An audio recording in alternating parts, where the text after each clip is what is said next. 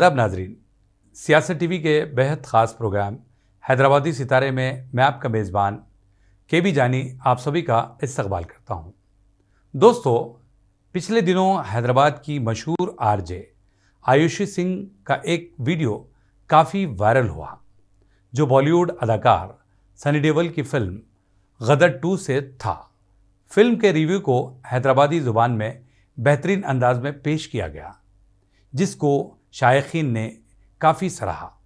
गदर 2 देखे क्या? तो भी गदर मचारी फिल्म। ओ सन्नी निकला गड्डी लेके, ओ बॉक्स ऑफिस की अम्मा बैन करके, एक मोड़ आया, फिल्म ने 300 करोड़ कमाया। ओ इसके अलावा भी आरजे आयुषी ने कई एक वीडियो तैयार किए हैं। इनकी कैरियर के दौरान रेडियो के मुख्तलिफ चैनल से इनकी आवाज़ शायकीन ने सुनी है। अब वो रेड एफएम पर एक मकबूल आम प्रोग्राम पेश कर रही हैं। अखियां तेरी मेरे दिल पे वार करे, तेरी ये अदा जानिए तुझे ना पता, जानिए ऐसा नशा जानिए।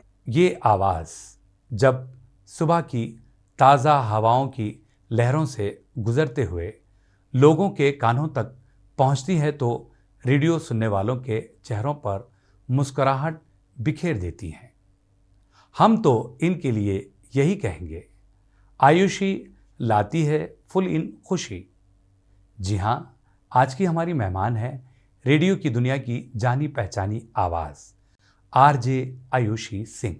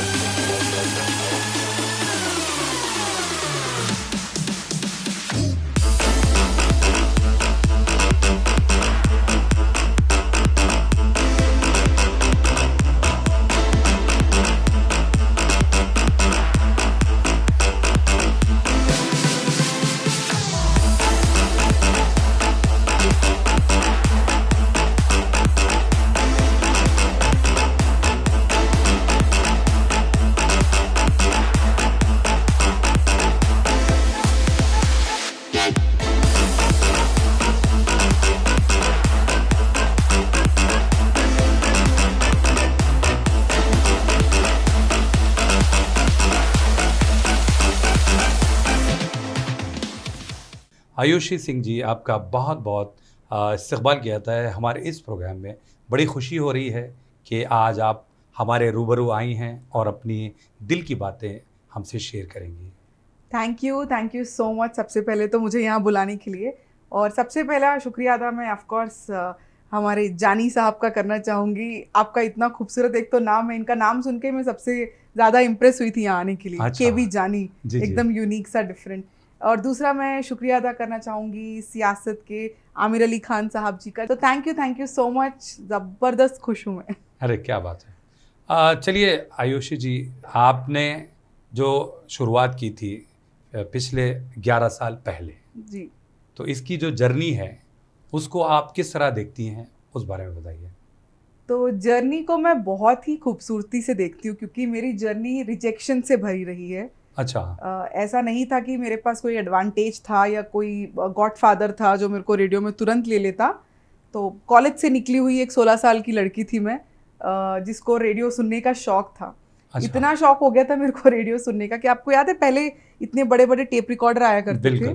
तो मैं उसको रात को अपने सर के पास रख के उसमें वो जैक लगा के कान में हेडफोन लगा के जब सब सो जाते थे, मैं 10th में थी तब, तो मैं रात के 2-2 3-3 बजे तक सुना करती थी। अच्छा। और पता नहीं क्या लत लग गई थी मुझे, मेरे को समझ आ गया था कि मुझे इस बॉक्स के अंदर फिट इन होना है। वो, और अगर मैं फिट इन नहीं होती तो शायद मैं घुट रही थी अंदर कि क्यों नहीं हो पा रहा है, क्यों नहीं हो पा रहा है।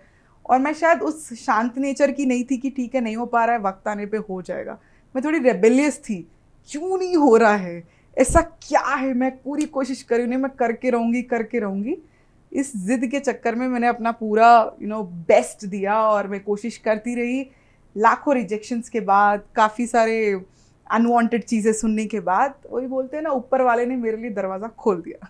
लेकिन एक बात है आयुषी के रेडियो का जो मीडिया होता है वो ब्लैंड होता है और आवाज़ ही उसकी पहचान होती है। उसके बावजूद भी आपने इसी को कैरियर के तौर पर चुना या फिर आपका जो जुनून था उस रेडियो तक ला पहुंचाया? डेफिनेटली मेरा जुनून तो था ही, लेकिन रेडियो एक आवाज़ तक सीमित रहना, आई थिंक वो दौर जा चुका है अब। मतलब अमीन सयानी जी की अगर मैं बात करूँ तो उनकी तो आवाज़ ही काफ़ी है। बिल्कुल। आज भी मतलब हम गानों में उनकी आवाज़ें सुनते हैं, लोग यूज़ कर रहे हैं उनकी आवाज़। बहनों और भाइयों, आज एक खास अहमियत और शान के साथ बजा है दुनिया के सबसे मशहूर रेडियो प्रोग्राम गीत माला का ये संगीत, क्योंकि आज आपका दोस्त अमीन सयानी आपके लिए पेश कर रहा है गीत माला की छाँव में का 50वां और आखिरी वॉल्यूम। एक्चुअली मैं सच बताऊं तो जब सिर्फ आवाज़ तक सीमित था रेडियो, वो दौर भी बड़ा खूबसूरत था। मतलब लोगों में इतना क्रेज़ हुआ करता था रेडियो सुनने का कि ये आवाज़ के पीछे का चेहरा कैसा है, ये इंसान कैसा है। तो इस चक्कर में भी रेडियो की लिसनरशिप बहुत ज़्यादा थी। लेकिन अब जब से डिजिटल दुनिया आ चुकी है, डिजिटल वर्ल्ड है, इंस्टाग्राम, फेसबुक, यूट्यूब, तो कहीं ना कहीं वो क्रेज़ भी कम हो गया। तो हमारे लिए एक तरीके से ये डिसएडवांटेज भी है और एडवांटेज भी है कि एज एन आरजे आज हम, जैसे मैंने एक वीडियो बनाया वो वायरल हो गया है मेरा, तो वो इस वजह से भी हुआ क्योंकि लोग मुझे रेडियो पे भी सुनते हैं और वही कुछ लोग हैं जो डिजिटली भी देख रहे हैं। तो अच्छा। इसका अपना ही फ़ायदा अपना नुकसान है। खाली आवाज़ से आप दिल जीतते थे पहले, अब डिजिटल दुनिया में भी रहना ज़रूरी है क्योंकि अब इंसान क्या करेगा, वो आयुषी, इसकी देखते हैं शक्ल कैसी, वो तुरंत पहले इंस्टाग्राम पे मेरे को ढूंढने लग जाएगा। तो अगर आप इंस्टाग्राम पे नहीं हो तो आप स्टैग्नेंट हो जाओगे, एक जगह स्थिर हो जाओगे। इसलिए आपका हर मीडियम पे होना ज़रूरी है। इनफैक्ट हमको तो रेडियो स्टेशन में अब ये बोला जाता है कि आप रेडियो तो कर रहे हो, इसको पार्ट टाइम समझिए, लेकिन डिजिटल आपका फुल टाइम होना चाहिए। तो रेडियो में अगर करियर चाहिए आगे किसी को भी, तो आपको डिजिटली भी प्रोएक्टिव होना ही पड़ेगा। नहीं, हम क्या माने कि जब आप रेडियो से बिल्कुल मुतमईन थी जी, जब आपने ठान लिया था कि मैं इसमें फिट हो जाऊंगी, फिर आपने सोशल मीडिया पर काफ़ी एक्टिव दिखाई देती हैं, जी। फिर अपने वीडियोस के ज़रिए काफ़ी लोगों में एक पहचान बनी हुई है कि भाई आयुषी बहुत अच्छा रिव्यू करती हैं। जी। तो क्या आप उससे मुतमईन नहीं हैं या फिर ये भी प्लेटफॉर्म भी चाहिए, फिर रेडियो भी चाहिए, फिर जो भी प्लेटफॉर्म्स आप यूज़ कर सकती हैं जी। वो यूज़ कर रही हैं? मैं तो चाहती हूँ पूरी दुनिया मुझे मिले क्योंकि वो ज़माना गया जब मैं एक चीज़ करके खुश हूँ। एक बार प्रियंका चोपड़ा ने कहा था ये, कि उनके पापा ने कहा था, एक कहावत है कि लड़की को ग्लास सीलिंग के अंदर ही रहना चाहिए, पर प्रियंका चोपड़ा ने ये बात कही थी कि मैं ग्लास सीलिंग तोड़ के सब कुछ पाना चाहती हूँ। एंड वाई नॉट, अगर मैं मेहनत करके 4 चीज़ें कर सकती हूँ तो वाई नॉट। अगर मैं मेहनत करके टीवी भी कर सकती हूँ, अगर मैं मेहनत करके पॉडकास्ट भी कर सकती हूँ, वीडियोज़ भी बना सकती हूँ, तो वाई नॉट। मैं अगर सारी ज़मीन चाहने की चाह रखती हूँ तो इसमें कुछ गलत तो नहीं है। तो मैं वही कोशिश कर रही हूँ कि रेडियो के साथ साथ मैं अगर और ऑडियंस भी इकट्ठा कर सकूँ अपने लिए, जो शायद, क्योंकि अभी मैं जिस एज में हूँ मुझे ऐसा लगता है कि मैं रेडियो के साथ साथ भी बहुत कुछ कर सकती हूँ। तो मेरी डिजिटल पे एक अलग ऑडियंस है जिसे मैं नेशनल ऑडियंस कहूँगी, क्योंकि वो सिर्फ हैदराबाद तक सीमित नहीं है, और रेडियो पे एक रीजनल ऑडियंस है जो तेलंगाना तक सीमित है। तो मैं चाहती हूँ कि मैं अपने पंख हर जगह फैलाऊं। बिल्कुल जी। नहीं, हम तो यही चाह रहे हैं क्योंकि आप माशाल्लाह से खूबसूरत भी है, बहुत अच्छा दिखाई भी देती हैं, तो तब आपने इस मीडियम को या इस मीडिया को क्यों चुना? रेडियो हमारा ये को। सवाल। हाँ, रेडियो।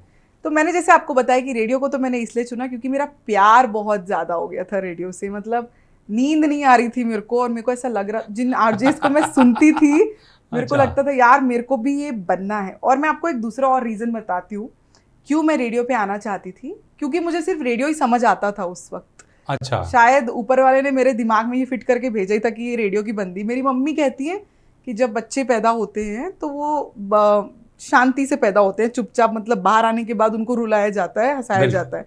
तो मैं मिडवे में ही मतलब रोने लग गई थी, बोलते बोलते पैदा हुई हूँ। तो मेरी मम्मी का कहना है मुझे तभी समझ जाना चाहिए था कि मेरी बेटी रेडियो में आएगी, अच्छा। ये बोलने का ही काम करेगी। तो शायद ऐसे ऊपर वाले ने मेरे को ये टैलेंट के साथ नवाजा था कि बेटा जा, तू जाके आरजे बन। ये एक रीज़न था। प्लस दूसरा रीज़न मेरे लिए ये था कि मुझे समझ आ गया था, मेरे फैमिली के थोड़े प्रॉब्लम्स थे उस वक्त, फाइनेंशियल क्राइसिस थे, और मेरे घर वालों ने मुझे हमेशा ये सिखाया है कि इंडिपेंडेंट रहना और जल्द से जल्द अपने पैरों पे खड़े होना। और मैं हैदराबाद में मेरे दीदी और जीजू के साथ रहती हूँ बचपन से, तो तब भी मेरे दिमाग में ये था कि मेरे दीदी और जीजू मेरा ख्याल रख रहे हैं फाइनेंशियली, मुझे खुद इंडिपेंडेंट खड़े होना है, अपनी चीज़ों को खुद करना है। तो मैं शायद कुछ ज़्यादा ही खुददार थी, शायद 14-15 साल में ही। तो एक कारण ये भी था कि मैं 16 साल से काम करना चाहती ताकि मैं खुद की खर्चे खुद उठा सकूं। सही बात है। तो वो एक मेरे अंदर हमेशा से रहा है। 16 साल से लेके आज तक ऐसा एक दिन नहीं आया होगा कि मैंने खुद का खर्चा खुद से ना उठाया हो। एंड थैंक्स टू रेडियो, मेरी जुबान ही मेरी रोटी है। एक सवाल यहाँ पर बन पड़ता है कि आवाज़ की लहरों में अपनी आवाज़ दूसरों को सुनाना कितना आसान है या मुश्किल? यहाँ ना मैं क्लैरिटी देना चाहूँगी कि जो लोग, क्योंकि मेरे पास आते भी हैं, मेरी बेटी बहुत बोलती है वो उसको आरजे बना दो, या मेरा बेटा बहुत बात करता है ये आरजे बन सकता है, ऐसा बोलते हुए बहुत सारे लोग आते हैं। मैं बता दूं ये दुनिया का सबसे बड़ा मिथ है। अगर आपको लगता है कि आप बहुत बात कर सकते हैं या बोल सकते हैं तो आप आरजे बन सकते हैं, गलत। क्योंकि रेडियो पे आपको बोलना है, लेकिन विथ सेंस, विथ एंटरटेनमेंट।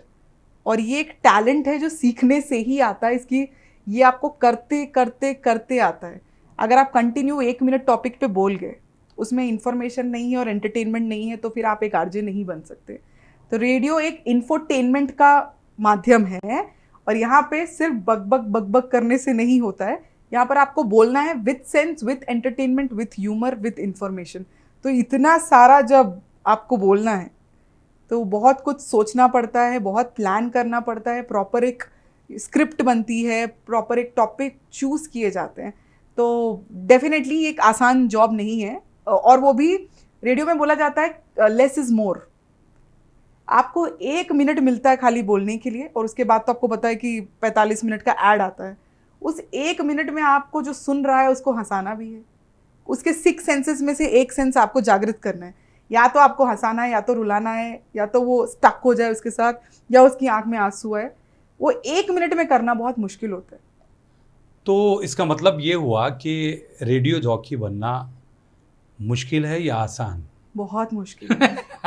और अभी तो क्योंकि और एक चीज़, काफ़ी लोगों को ये भी लगता है कि आरजे स्टूडियो में जाते हैं, 4 घंटे का शो करते हो, घर चले जाते हैं। जी। बहुत बड़ी गलतफहमी है ये। अच्छा। ऐसा बिल्कुल नहीं होता है। मैं खुद 9 घंटे काम करती हूँ। सो आरजेस अपना शो करेंगे, अपना शो करने के बाद बहुत कुछ दूसरे काम भी होते हैं रेडियो स्टेशन में। म्यूज़िक से रिलेटेड काम होते हैं, स्क्रिप्टिंग से रिलेटेड काम होते हैं, इवेंट से रिलेटेड, वीडियो से रिलेटेड। तो आपकी जो पूरी ज़िंदगी है रेडियो में आने के बाद आपको ऐसा लगेगा कि नहीं, यहाँ पे बहुत कुछ है करने को। So it's not just related. ये कभी मत सोचना कि आपको 4 घंटे बोला जाएगा जाइए घर में आराम कीजिए, ये थोड़ा मुश्किल है। अच्छा, ये बताइए कि एक अच्छे आरजे होने के लिए किन किन खूबियों का होना बहुत ज़्यादा ज़रूरी होता है?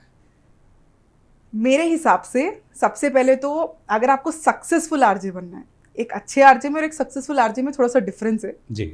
अच्छा आरजे जो काम करता है, अच्छा जिंदगी चल जाती है, रोटी कट जाती है। लेकिन अगर आपको एक सक्सेसफुल आरजे बनना है तो आपको सबसे पहले जुगाड़ू बनना होगा। अच्छा। अगर आप जुगाड़ कर सकते हैं किसी भी चीज़ का, क्योंकि अभी जैसे मैं आरजे हूँ, अभी समझ लीजिए कोई इवेंट है, जैसे हमारे इंडिया में चंद्रयान 3 लॉन्च हो रहा है, तो मैं क्या कर सकती हूँ चंद्रयान 3 में रेडियो पर? मेरे जुगाड़ होने चाहिए। क्या मैं इसरो के डायरेक्टर का इंटरव्यू ला सकती हूँ? मेरे जुगाड़ होना चाहिए क्या मैं इंडिया के साइंटिस्ट नंबी नारायणन उनका इंटरव्यू ला सकती हूँ? या क्या मेरा इतना कॉन्टैक्ट है कि मैं किसी सेलिब्रिटी का इंटरव्यू ला सकती हूँ?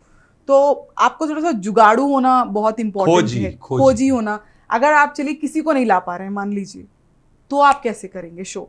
तो एक क्रिएटिव थिंकिंग और एक वो चीज़ों को इंटरनली जाके देखना, कुछ नया करते रहना, रेलेवेंसी, कंसिस्टेंसी जो हम बोलते हैं, वो होना बहुत ज़रूरी है एक अच्छे आरजे में। और वक्त के साथ अपने आप को बदलना, सही बात है, ये सबसे इम्पोर्टेंट है।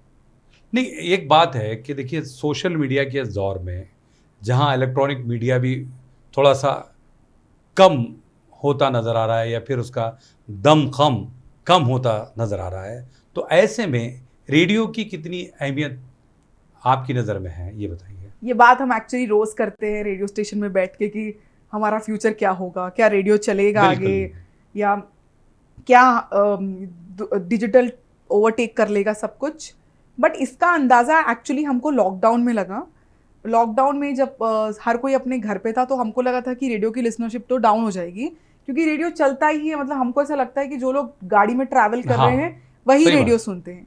लेकिन आप मानेंगे नहीं कि रेडियो की पहले लिसनरशिप 60% थी, लेकिन लॉकडाउन के दौरान 85% हो गई थी। तो लोग सिर्फ घर में बैठ के गाने सुनते रहे हाँ, और हाँ। आप ही को सुनते रहे और आप ही के गानों को सुनते रहे, आपका शो सुना उन्होंने। बिल्कुल। खाली सड़कों से गुजर के जब मैं स्टूडियो जाती थी शो करने, मोटिवेशन ही नहीं मिलता था, कौन सुनेगा, किसके लिए शो करे। लेकिन फिर मैंने अच्छा। कहा चलो आज एक दिन लोगों से पूछते हैं कि घर बैठे बैठे वो क्या कर रहे क्या हैं। कर रहे हैं? तो मैंने जैसे अपना नंबर अनाउंस किया, शायद मेरे रेगुलर दिन में भी इतने कॉल्स नहीं आए होंगे जो लॉकडाउन के दौरान आए थे। अच्छा। तो उस वक्त मुझे समझ आया कि एक्चुअली रेडियो कभी नहीं जाएगा। रीज़न बीइंग कि ये एक कहीं ना कहीं हिस्सा तो बन गया। और अभी कुछ ही दिनों पहले हमारे गवर्नमेंट ने भी ये बोल दिया कि अब हर स्मार्टफोन में एफएम रेडियो ऐप आना ज़रूरी है। चाहे आपके पास कोई भी फ़ोन हो, एफएम रेडियो ऐप फिर से दोबारा अब हर फ़ोन में होगा। इन्फॉर्मेशन मिनिस्ट्री ऑफ ब्रॉडकास्टिंग ने ये कंपलसरी कर दिया है। तो अब ऐसा तो नहीं लगता है कि रेडियो कम्प्लीटली वैनिश होगा, बट थोड़ा तो असर पड़ेगा ही, जिस तरह से दूसरे मीडियम्स आ रहे हैं। नहीं, लेकिन एक बात है आयुषी, जिस तरह आपने बताया कि अभी गवर्नमेंट ने खुद अनाउंस किया है, तो ऐसे कितने आयुषियों को खुशी हासिल हो गई होगी कि भाई बहुत। चलिए आज हम तो रहेंगे और हमारा प्रोग्राम भी रहेगा, है ना? बिल्कुल बिल्कुल। सबसे पहले खुशी तो मेरे को ही हुई थी, क्योंकि मेरे खुद के फोन में रेडियो नहीं है। हाँ जी, बिल्कुल। तो मैंने कहा वाओ, आई थिंक ये मेरे फ्यूचर को सिक्योर कर रहा है। मेरे दाना रोटी पानी कहीं नहीं जाने वाला, और मैं सालों साल अपनी आवाज में बुढ़ी भी हो जाऊंगी ना, तो भी मेरी आवाज से मैं खुशी नहीं। पहुंचाती रहूंगी। अच्छा, एक बात है आयुषी कि वॉइस मॉड्यूलेशन कितने अपॉर्चुनिटीज हैं? वॉइस रिलेटेड एक्चुअली आजकल इतना कुछ है ना। अब मेरे अंदर टैलेंट है, लेकिन थोड़ा सा लिमिटेड है, इसलिए मैं सब नहीं कर पा रही।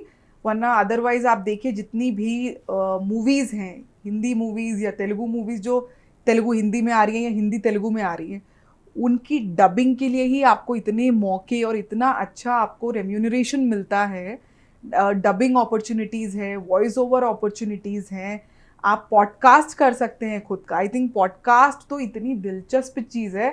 आपके जैसे, मेरे जैसे कोई भी नॉर्मल ऑडियंस घर बैठे बैठे अपने फ़ोन से पॉडकास्ट बना सकती है। और पॉडकास्ट जब आपका चल पड़ा, जैसे कि यूट्यूब या इंस्टाग्राम जब चल पड़ा, पॉडकास्ट अगर चल गया तो उसमें भी आप बहुत अच्छा कमाई कर सकते हैं। तो अपनी आवाज़ के ज़रिए भी आजकल बहुत सारे डिफरेंट मीडियम्स हैं।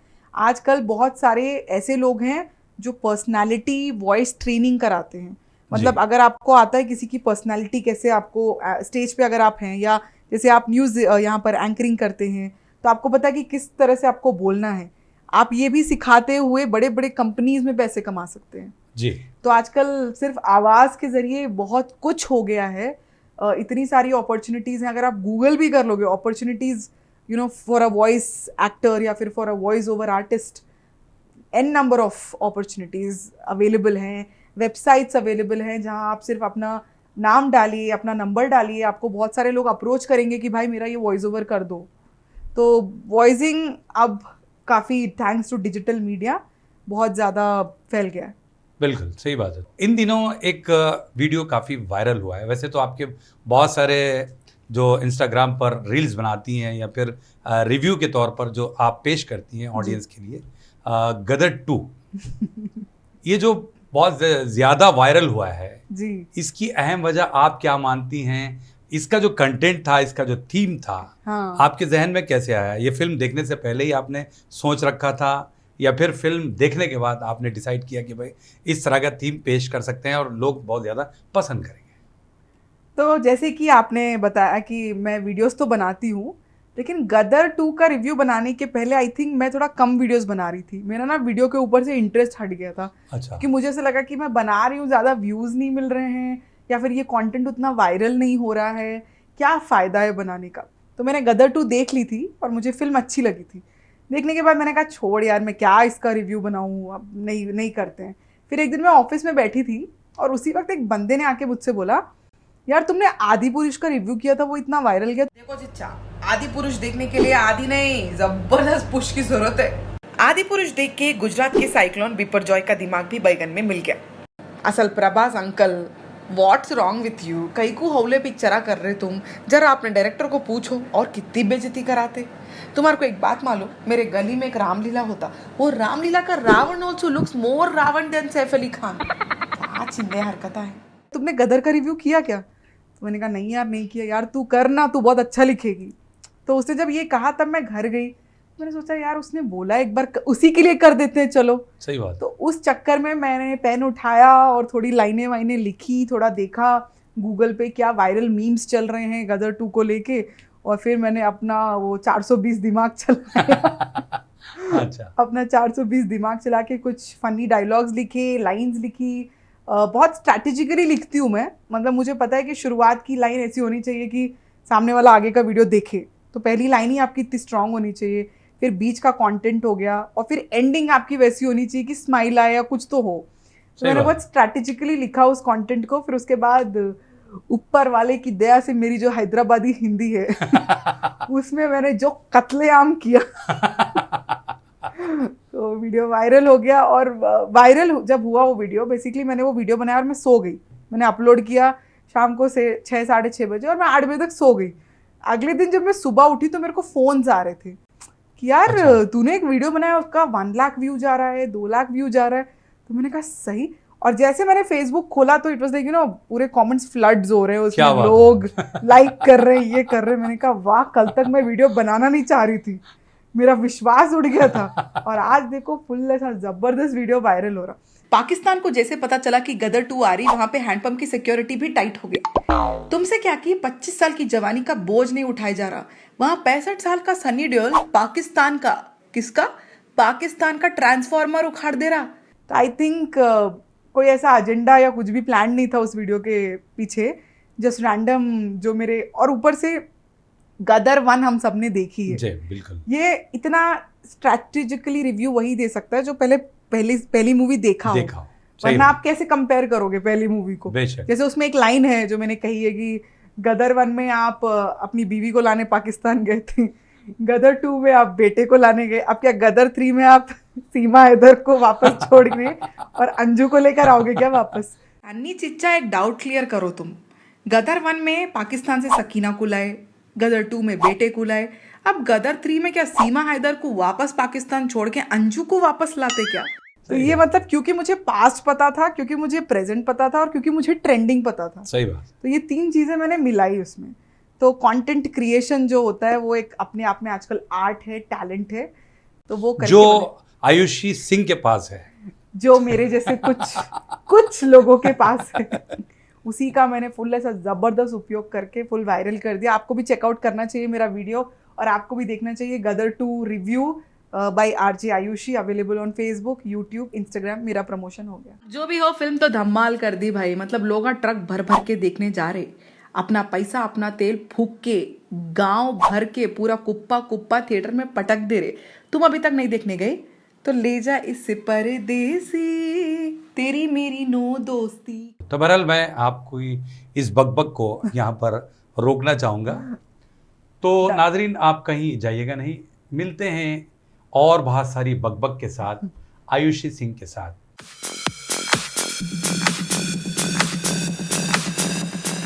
नाजरीन, सियासत टीवी की ताज़ा तरीन खबरें, मुशायरे, मजहबी प्रोग्राम्स और दीगर तफरीही प्रोग्राम्स देखने के लिए आप हमारा मोबाइल ऐप प्ले स्टोर से डाउनलोड कर सकते हैं। इसके अलावा यूट्यूब और फेसबुक पर आप सियासत टीवी का राज टेलीकास्ट भी देख सकते हैं। यूट्यूब पर सियासत टीवी सब्सक्राइब करें और बेल आइकॉन पर क्लिक करें ताकि नए वीडियोस आप तक फौरी तौर पर पहुंच सकें।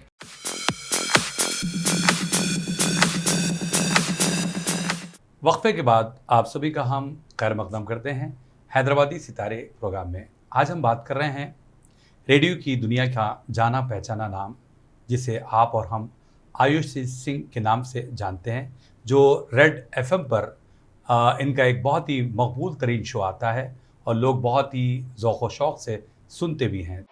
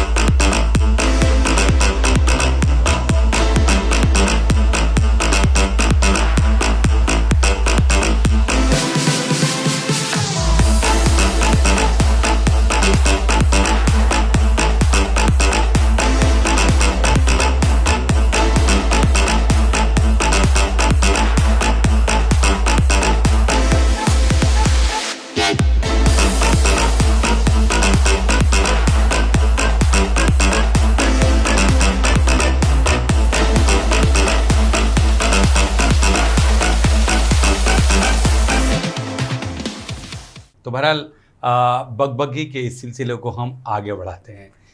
आगे बढ़ने से पहले मेरा एक सवाल है आपसे। जी। आप देखिए, आपका और मेरा काम काफ़ी सेम है, हम दोनों आर्टिस्ट हैं, ठीक है। तो मेरी इंस्पिरेशन पैशन तो समझ आ गया कि मैं रेडियो ही सुनती थी, मुझे इसलिए रेडियो में आना था। जी। आप कैसे मतलब न्यूज़ एंकर बनना चाहते थे?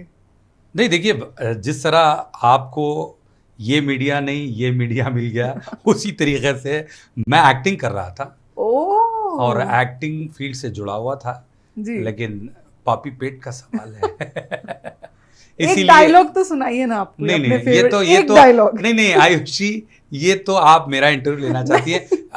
नेक्स्ट टाइम नादरीन हम आपको बता दें कि हमारा जो भी इंटरव्यू होगा आयुषी के साथ ही होगा। तब तक थोड़ा सा आप इंतजार कीजिए। बट मैं आपको बोल रही हूँ ये ऑडियंस की डिमांड भी होगी, एक डायलॉग आपसे। बिल्कुल, एक डायलॉग तो सुनाइए। जानी हम जानते हैं ऐसी बातें मत करिया करो। वाह। तो बहरहाल बहुत सारी आवाजें हैं। अरे भैया खंबा उखाड़ के एक अमरीश पुरी। अरे अब अमरीश पुरी तक मत जाइए, अभी यहीं रहने दीजिए वरना हमारा शो का फॉर्मेट चेंज हो जाएगा। तो बहरहाल अगर आप कर सकते थे एक अमरीश। नहीं, आपकी जो फरमाइश है वो ऑफ कैमरा। तो अभी हमें ये बताइए कि आरजे आयुषी बनने से पहले जी आप किस आरजे को ज्यादा सुनती थी या आज भी सुनती हैं? वैसे मैं इंडिया के किसी आरजे को नहीं सुन पाई उस वक्त। मैं ज़्यादातर इंडिया के आरजेस को मैं सुनती थी, बट वो कभी मेरी प्रेरणा नहीं बन पाई या मैं नहीं लेना चाहती थी, क्योंकि मुझे पता है कि आने वाला जनरेशन जो है वो थोड़ा और एडवांस्ड होगा। तो मैंने आदत बना रखी थी बाहर के रेडियो स्टेशंस और आरजेस को सुनने की। तो कुछ ऐसा कोई पर्टिकुलर एक आरजे तो नहीं है, बट 2-3 आरजेस को मैं सुना करती थी, जिनको सुन के लगता था यार ये लोग बहुत अच्छा कर रहे हैं, ऐसा कंटेंट इंडिया में आना चाहिए, ऐसा कंटेंट भी होना चाहिए। और मैंने देखा कि धीरे धीरे वो कंटेंट आने लग गया, लोग वो चीज़ फॉलो करने लग गए, जिस तरह का एक कंटेंट क्रिएशन रेडियो पे भी होता है। तो वहाँ से मैंने वो चीज़ पकड़ी और आज वही मेरे साथ है। मतलब आप क्लियरली बताना नहीं चाह रही कि भाई कौन है किसी एक को क्रेडिट देना भी नहीं चाहती आप? ऐसा नहीं है, बट मैं दे नहीं सकती, क्योंकि हो सकता है कि वो किसी और रेडियो स्टेशन का हो और मैं दूसरे ब्रांड का नाम नहीं ले सकती। नहीं, आप मेरा ब्रांड मेरा कत्लेआम कर देगा। नहीं, आप अपने ब्रांड के बारे में तो बता सकती हैं। रेड एफएम पर आपका जो शो आता है वो हमारे नाजरीन जानना चाहेंगे वो कौन सा शो है और बहुत ज्यादा पॉपुलर भी है, वो आप अपनी जुबान से बताइए। तो मैं थोड़ा स्टार्टिंग से बताती हूँ आपको कि मैंने मेरे करियर की शुरुआत एक हिंदी शो से की थी, बॉलीवुड शो से। बॉलीवुड क्वीन मानी जाती थी मैं हैदराबाद की। और फिर एक ऐसा मोड़ आया कि जब रेड एफएम ने मुझे अप्रोच किया, और ये मेरी लाइफ का पहला तेलुगु शो है। సో నీ ఫ్రెండ్ రామ్ మాకు ఫోన్ చేసి నిన్ను బక్రా చేయమని చెప్పారు. నేను ఆర్జే ఆయుషి అండ్ నాతో పాటు RJ Raj from red FM is here. मैं कभी तेलुगु शायद इतनी अच्छी बोल नहीं सकती थी, लेकिन रेड एफएम ने मौका दिया तो मैं तेलुगु शो कर रही हूँ, और साथ ही साथ मैं रेड एफएम की कंटेंट हेड भी हूँ। तो मैं टीम को भी लीड करती हूँ, मैं अपना शो भी करती हूँ। जिनको लगता है कि आरजे सिर्फ आरजेइंग करते, देख लो हम बहुत कुछ करते हैं। तो मैं एक टीम भी लीड करती हूँ और एक शो भी करती हूँ। मेरा जो शो है ये अभी 6 महीने पुराना है रेड एफएम पे, लेकिन जिस तरह का रिस्पॉन्स क्लाइंट से, क्योंकि रेडियो के लिए, टीवी के लिए क्लाइंट्स भाई बहुत बिल्कुल, इंपॉर्टेंट होते सही हैं। बात। क्लाइंट से जैसा रिस्पॉन्स है और लिसनर्स के, मुझे लगा नहीं था कि तेलुगु ऑडियंस मुझे इतना जल्दी एक्सेप्ट कर लेगी, बट इंस्टाग्राम पे जो मैं रिस्पॉन्स देखती हूँ, जब मैं कुछ स्पेशल कर देती हूँ, हैंडलूम डे का स्पेशल हो गया या कुछ भी जेलर मूवी रिलीज हो गई उसका स्पेशल, तो जिस तरह से मेरी तेलुगु बोलने का भी अंदाज है, जैसे हैदराबादी हिंदी का अंदाज है, हाँ हाँ, मेरे तेलुगु का अंदाज भी उतना ही फनी है। तो तेलंगाना तेलुगु। हाँ, तेलंगाना फुल इतना जबरदस्त तेलुगु है मेरी।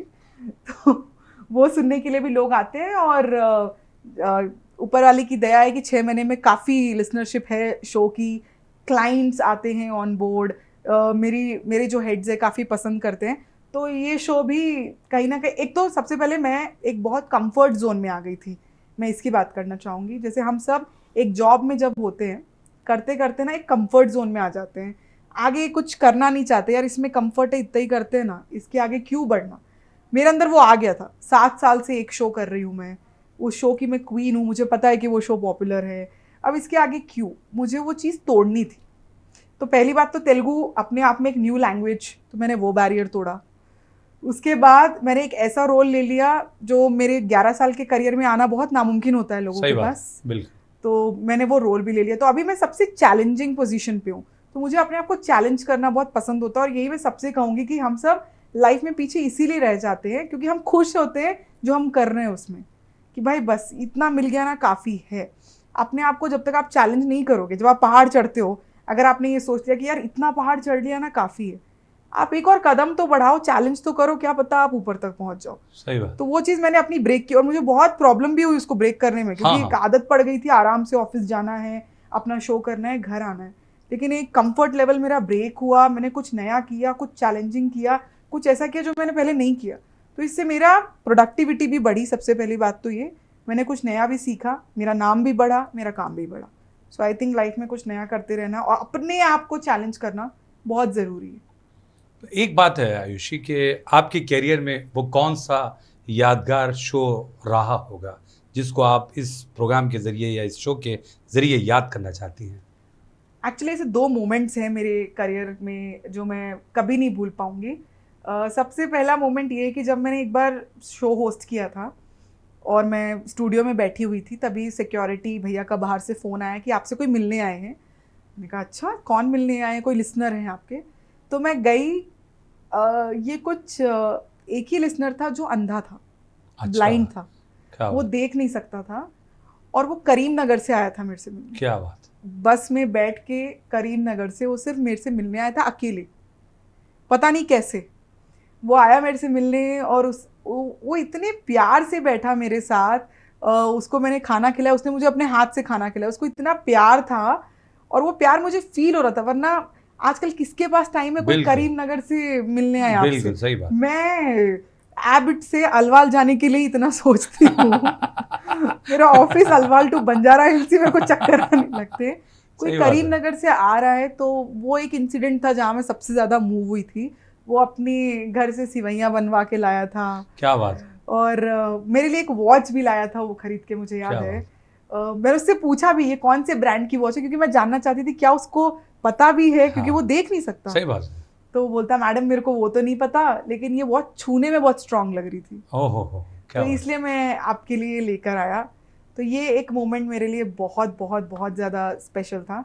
और दूसरा मोमेंट मेरे लिए सबसे स्पेशल तब था जब मैंने सलमान खान का इंटरव्यू किया था। अच्छा, और सलमान खान का इंटरव्यू जब मैंने किया था, तो मुझे याद है कि मैं जैसे पहुंची उनका इंटरव्यू करने के लिए, तो मैंने उनसे बोला कि हाय सलमान जी, मैं आरजे आयुषी। हाँ, लाइक अरे आपको तो हम जानते हैं। अरे वाह। मेरे को लगा बस आयुषी बेहोश हो जा, यहीं पे बस गिर जा। Salman Khan knows you. ओ बिल्कुल, हाँ। तो इज लाइक अरे आपको तो हम जानते हैं। तो मैंने पूछा आप कैसे जानते हैं? हाँ, इज लाइक हमारी पीआर टीम ने बताया था आपके बारे में कि आप काफी रिनाउंड आरजे हैं हैदराबाद की, क्या और बात, आप इंटरव्यू लेने आ रही हो। मैंने कहा वाह, क्या बस बात। लाइफ में अब कुछ नहीं चाहिए। सलमान ने बोल दिया ना, अब कुछ भी नहीं चाहिए। तो ये 2 मोमेंट्स डेफिनेटली मेरे लिए हमेशा यादगार रहे। और छोटे मोटे भी है कि मैंने रेडियो पे अनाउंस किया भूख लग रही है, काश कोई बिरयानी ले आए, तो बिरयानी आ गई। क्या बात ये है। सब तो ये चलता रहता है। तो है। इसका मतलब है मुझे टीवी से हटकर रेडियो ज्वाइन करना चाहिए, ताकि जो मोहब्बत, जो प्यार, जो खुलूस का मुजाहरा होता है वो बहुत ज्यादा रेडियो से जुड़ा हुआ है। मैं नहीं बोलूंगी, वरना आपके जो व्यूअर्स है वो मेरे को गोली से उड़ा देंगे कि हमारे जानी जी को कहाँ ले गई। नहीं, नहीं, बिल्कुल। बट आप बेशक आ सकते हैं रेडियो में। ये खुद इतने टैलेंटेड है, इन्होंने जो मिमिक्री की अरे नहीं, है। नहीं, ऐसा कुछ भी नहीं है। आपने जो मिमिक्री की है, मुझे पता, अब आपको मैं आपको कब फोन लगाऊंगी। अच्छा, कोई बात नहीं। अच्छा आयुषी, हमें ये बताइए कि कमर्शियल रेडियो और कम्युनिटी रेडियो में आप कितना फ़र्क महसूस करती हैं? तो सबसे पहले तो जवाब तो आपके सवाल में ही है। कमर्शियल रेडियो कमर्शियल होता है, एड्स होते हैं उसमें काफ़ी सारा रेवेन्यू जनरेशन होता है। कम्युनिटी रेडियो में ये नहीं होता है, कम्युनिटी रेडियो में बहुत कम होगा। सो कम्युनिटी रेडियो सर्टेन किलोमीटर तक ही सीमित होता है। जैसे अगर कम्युनिटी रेडियो चार मीनार में है तो आप उसको चार मीनार के इर्द गिर्द ही सुन पाएंगे, लेकिन कमर्शियल रेडियो आप 100-150 किलोमीटर रेडियस तक सुन सकते हैं, तेलंगाना में आप जहाँ भी हैं। प्लस कमर्शियल रेडियो में रेवेन्यू आपको, पेमेंट आपको अच्छी मिलेगी। कम्युनिटी रेडियो क्योंकि वो एक शुरुआत है और छोटे एरिया तक ही सीमित है, तो आपको पेमेंट उतनी नहीं मिल सकती है। कमर्शियल रेडियो में और एक बात ये है कि आपकी पॉपुलैरिटी बढ़ने के चांसेस हैं, क्योंकि वहाँ पर फिल्म प्रमोशन के लिए एक्टर्स आते हैं, डायरेक्टर्स आते हैं। कम्युनिटी रेडियो में बहुत कम होता है, ना के बराबर होता है। तो आपकी पॉपुलैरिटी कंप्लीटली लिसनरशिप और डिजिटल पे ही बेस्ड है। अगर आप कुछ यूट्यूब पे भी कर रहे हैं साथ ही साथ तो हो सकता है। तो ये मेजर डिफरेंसेस है कम्युनिटी और कमर्शियल रेडियो में। अच्छा, अगर आयुषी को मन की बात प्रोग्राम दे दिया जाए जी, तो क्या ब्रॉडकास्ट करेंगी? ये बात मैं कुछ ही दिनों पहले मेरे स्टूडियो में भी कर रही थी मेरे बॉस से, और मैं ये करना भी चाहती हूँ। आई थिंक क्योंकि मैं देख रही हूँ कि अभी आजकल ट्रांसजेंडर्स के लिए बहुत कुछ हो रहा है। आज सुबह ही मैंने एक न्यूज़ पढ़ी कि मेडिसिन में एक डॉक्टर को, ट्रांसजेंडर को पोस्ट मिली है एज अ डॉक्टर मेडिसिन में। चेन्नई में एक ट्रांस चीफ जस्टिस बना है, जज लॉयर बना हुआ है। तो आई थिंक, और हाल ही में सुष्मिता सेन की ताली भी रिलीज़ हुई है। तो मैं डेफिनेटली ट्रांसजेंडर्स के लिए ही कुछ ऐसा करना चाहूँगी, बिकॉज मैंने काफ़ी बार रेडियो पे फीचर भी किया है उनको। तो मेरी एक बार एक ट्रांस से बात हुई थी जहाँ उसका सपना है, उसने ग्रेजुएशन करा हुआ है, फोटोग्राफर बनना चाहता है वो। तो वो उसके लिए कैसे आगे बढ़ना है मैं उसकी मदद कर रही हूँ। उसको जितने भी फोटोग्राफर्स हैं हैदराबाद में उससे थोड़ा मिलवा के, ताकि वो अपनी लाइफ में आगे बढ़े। तो मैं डेफिनेटली ट्रांस के लिए कुछ करना चाहूँगी। अच्छा, हमें बताइए कि आप काफ़ी अरसे से, काफ़ी दिनों से रेडियो से जुड़ी हुई है। क्या आवाज़ के ज़रिए लोगों को जोड़ा जा सकता है? बिल्कुल जोड़ा जा सकता है। ये मैं इसलिए कह सकती हूँ बिकॉज रेडियो में एक बहुत ही फेमस शो है लव गुरु। जी, एक लव गुरु करके बहुत फेमस हाँ, नाम है। फेमस है। तो लव गुरु जो शो है, इतने मतलब चिट्ठियाँ आई हैं उस शो को, इतने लव प्रॉब्लम्स आए हैं। रेडियो के लिए मिसाल है लव गुरु शो, क्योंकि मतलब आप समझो, आपको पता चल रहा है कि कितने लोग सुन रहे हैं।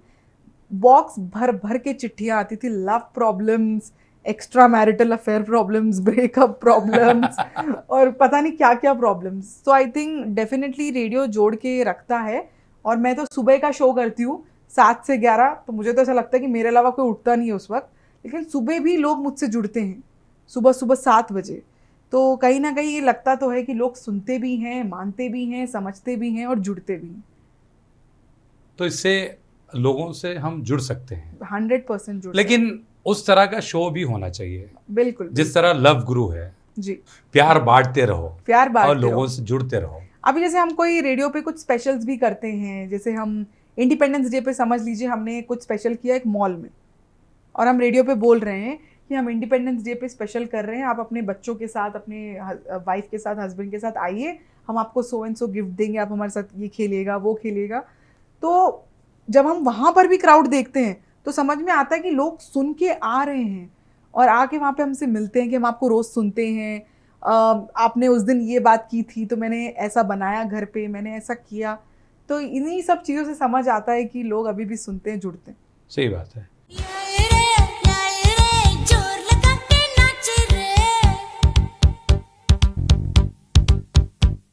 आयुषी, एक बात है कि अभी डिजिटल रेडियो का दौर है।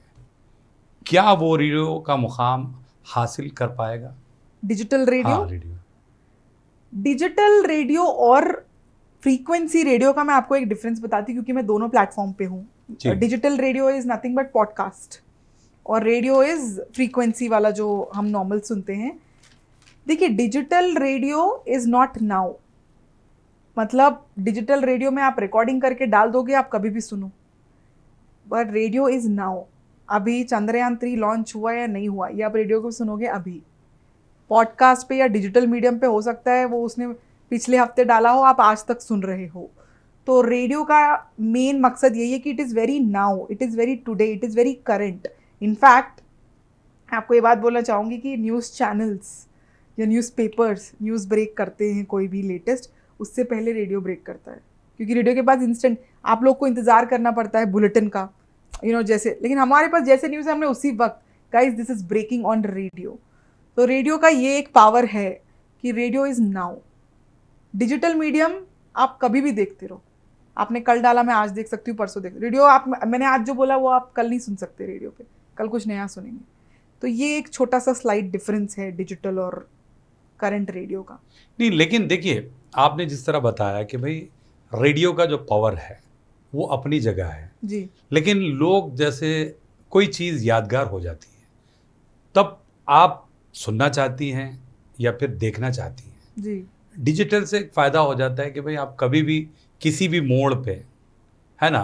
तभी तो यूट्यूब भी इतना ज़्यादा पॉपुलर हो गया है. करेक्ट. आप जानते हैं सोशल मीडिया का Correct, इतना ज़्यादा पावर हो गया है ना.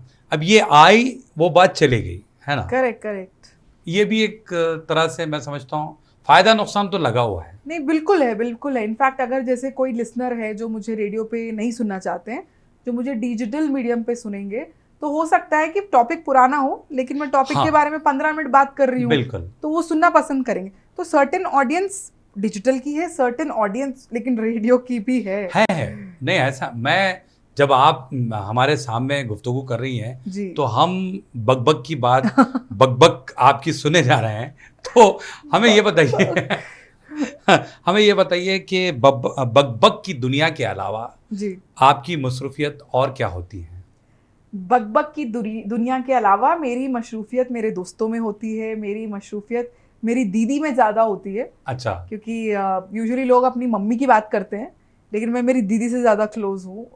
एक तरीके से उन्होंने ही मुझे बड़ा किया है, तो मैं मेक श्योर करती हूँ कि मैं मंडे टू फ्राइडे काम कर रही हूँ तो सैटरडे संडे सिर्फ उनके लिए हो. अच्छा. जो लोगों को ऐसे मैं देख के लगती नहीं हूँ लेकिन मैं सैटरडे संडे घर में उनके लिए खाना बना रही होती हूँ, या उनको पिक्चर दिखाने लेके जाती हूँ, या उनको घुमाने. इनफैक्ट मैं आपको बता दूँ कि मतलब आप और मैं तो हैं ही इस मीडियम में जो हम कंटेंट बनाते हैं, लेकिन वो खुद कंटेंट बनाने लग गई हैं मेरे को देखते देखते. वो इंस्टाग्राम पे वायरल हैं. क्या बात है. वो यूट्यूब तो खैर अभी उनका उतना चल नहीं रहा है, बट वो इतने अच्छे रील्स बनाती हैं, मैं आपको दिखाऊंगी. तो मैं उनके रील्स शूट करती हूँ, उनके वीडियोस शूट करती हूँ सैटरडे संडे उनके साथ. तो फिर हमसे गलती हो गई है. आपके बजाय आपकी दीदी को बुलाना चाहिए था. डेफिनेटली भेजूंगी मैं नेक्स्ट बिल्कुल, एपिसोड 100%. आयुषी, एक बात है, आपने जिस तरह बताया कि बकबक, आम जिंदगी में हम किसी की भी बकबक सुनना नहीं चाहते. करेक्ट. लेकिन रेडियो के जरिए जो आरजे बकबक करता है वो कैसे लोग सुन पाते हैं? क्या फीमेल आरजे की होने की वजह से या फिर मेल आरजे होने की वजह? आप क्या मानती हैं? మీరు అంత టెన్షన్ పడొద్దులేండి. నేను మీకోసం ఏం చేయగలుగుతాను చెప్పండి. లంచ్ చేయాలా, డిన్నర్ చేయాలా? ఈ కాలర్ ట్యూన్ని మీ మొబైల్ ఫోన్కి సెట్ చేసుకునేందుకు *999 గట్టిగా ప్రెస్ చేయండి. मैं ऐसा मानती हूँ क्योंकि मैंने शो जब शुरू किया था तो मैंने सिंगल शुरू नहीं किया था, हम लोग डुअल थे, डुएट में करते थे. मैं और एक और बंदा था जो अब इस दुनिया में नहीं है, उसका नाम पुष्पेश है. तो हम दोनों साथ में करते थे.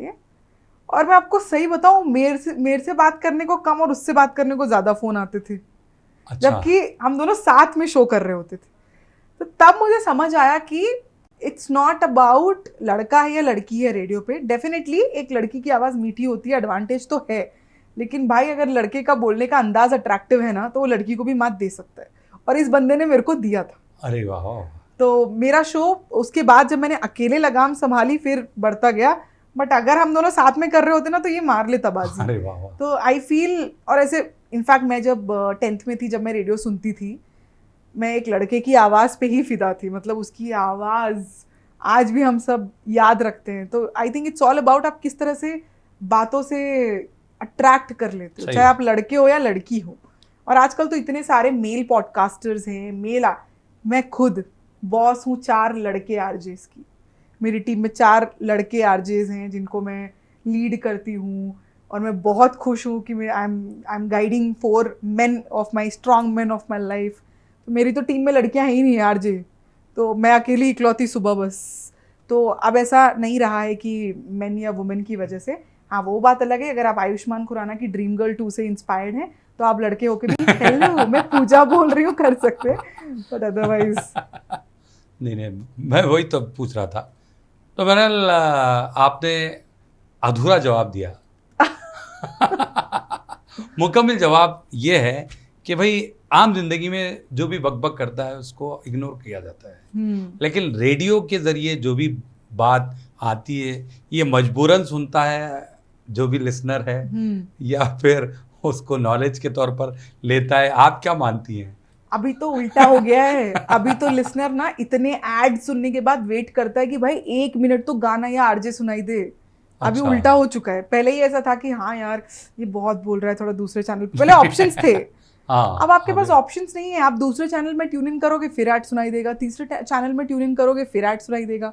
तो इसीलिए अब अगर लिसनर आता उसको जरा सी भी आवाज सुनाई दी, हाँ ये कुछ बोलने वाली, सुन लो सुन लो सुन लो। तो अभी चीज रिवर्स हो गई है। अभी डेफिनेटली इंसान अब आता है, सुकून से सुनता है, हाँ चलो बोल के गई ना, चेंज कर लो चैनल। अच्छा। तो ये डेफिनेटली चलता है। और ये मैं अपने लिए नहीं बोल रही हूँ, ये जब मैं लिसनर से मिलती हूँ ना तो मैं मेक श्योर करती हूँ कि उनसे 3-4 सवाल करूँ कि आप क्या करते हो, क्या आप इंतज़ार करते हो सुनने के लिए, या क्या आप चैनल चेंज करते रहते हो, आवाज़ आ गई तो सुनते हो, या मजबूरी है, या क्या है। तो ये उनके रिव्यूज़ हैं, दिल की बात है। तभी मैं आपको बता पा रही हूँ कि लिसनर्स ऐसा सोचते हैं। चलिए अच्छी बात है।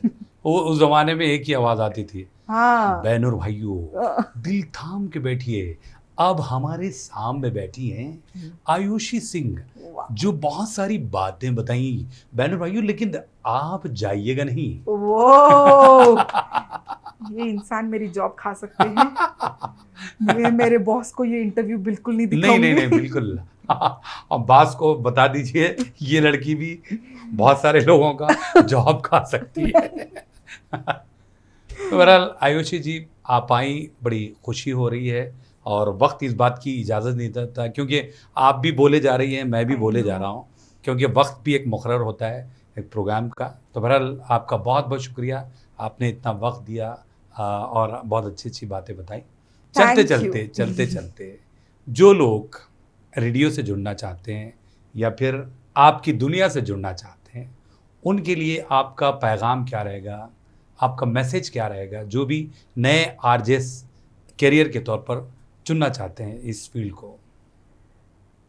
को अगर आप चुनना भी चाहते तो सबसे पहले तो मेरा आपको ये एक ही सजेशन रहेगा कि जब तक आपके अंदर पैशन ना हो रेडियो के लिए, वॉइसिंग के लिए, राइटिंग के लिए, तब तक आप इसको सीखिए।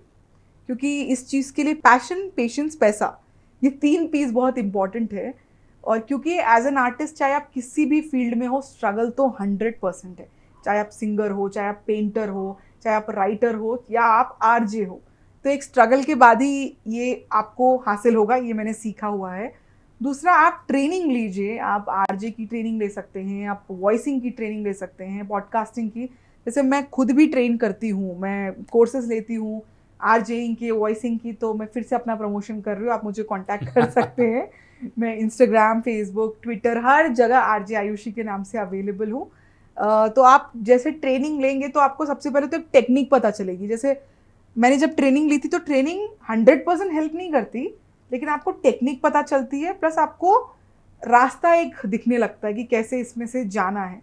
तो अगर आप सही में आरजे बनना चाहते हैं, वॉइस रिलेटेड कोई भी काम करना चाहते हैं, तो सबसे पहले 3 पीस, उसके बाद थोड़ा सा प्रैक्टिस, कोर्सेज, और इंटर्नशिप कीजिए। किसी भी मीडिया फर्म में जाइए, बिकॉज इंटर्नशिप सबसे बेस्ट है। इंटर्न की तरह अगर आप चले गए, आपको पता चल जाएगा सब कुछ, और फिर आप पहुंच जाएंगे अपनी मुकाम तक। और मैं आपका बहुत बहुत शुक्रिया अदा करना चाहूँगी जिन्होंने मेरे जैसे छोटे मोटे टैलेंटेड आर्टिस्ट जी, को जी। ढूंढ निकाला जी जी जी और यहाँ पे बुलाया. So thank you so much and thank you so much for watching this और मुझे झेलने के लिए. थैंक यू, बहुत बहुत शुक्रिया. Thank you Ayushi. तो नाजरीन, ये थी बक की दुनिया की जानी पहचानी आवाज़ आयुषी सिंह. आज के लिए इतना ही. ऐसे ही सितारों के साथ आपकी और हमारी मुलाकात होगी हैदराबादी सितारे प्रोग्राम में. आप अपने दोस्त और होस्ट केबी जानी को इजाज़त दें. अल्लाह हाफ़िज़.